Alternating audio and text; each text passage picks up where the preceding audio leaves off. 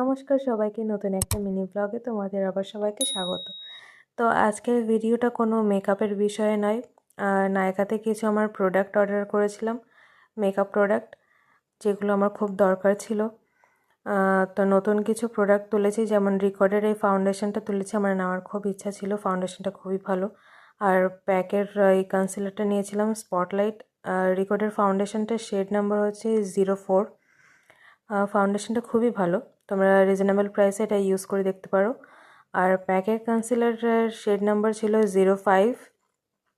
এই কনসিলারটাও খুবই ভালো, সব মেকআপ আর্টিস্টকে আমি ইউজ করতে দেখেছি, তো ইন্সপায়ার হয়ে নিলাম। আর এটা ছিল সুইস বিউটির lip liner, shade number maybe caramel.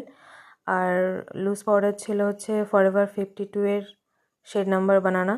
আর পিৎজা পাফ, এই 5টা প্রোডাক্ট অর্ডার করেছিলাম, যার সঙ্গে এইটা গিফট পেয়েছি। এটা ছিল একটা সানস্ক্রিন। এই ছিল ভিডিও। Okay, by.